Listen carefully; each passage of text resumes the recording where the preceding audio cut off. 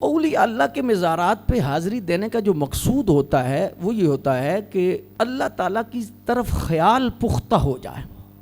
اصل مسئلہ خیال کا ہے، طلب کا ہے۔ اور طلب کیسی ہونی چاہیے؟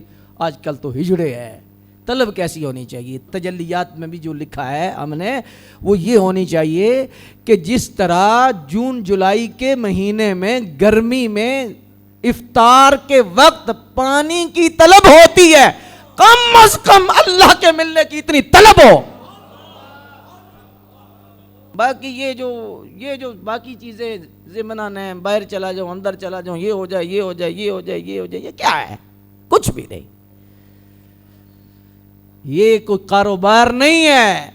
تصوف، حقیقت، طریقت، بیعت اس لیے ہے کہ تیرا ہاتھ اس ہاتھ میں چلا جائے جن کا بیعت کرنا حق ہے۔ ہمارا حق نہیں، حق حضور کا ہے۔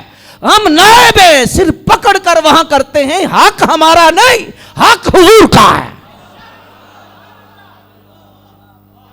ید اللہ فوق ایدیہم ان الذین یبایعونک یبایعون اللہ۔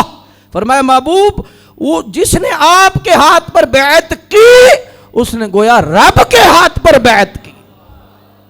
یہ حق سرکار کا ہے۔ ہمارا حق، ہمارا حق، ہمارا حق، یہ حق سرکار کا ہے۔ ہاں ڈیوٹی لگ جائے، اس کو لے آؤ، اس کو لے آؤ، اس کو لے آؤ، تو خادم نے کیا کرنا ہوتا ہے؟ اندر لے آؤ، اندر لے آؤ، اندر لے آؤ، اندر لے آؤ۔ تو اندر لانے والا کہے میں مالک ہوں، کیسے مالک ہے؟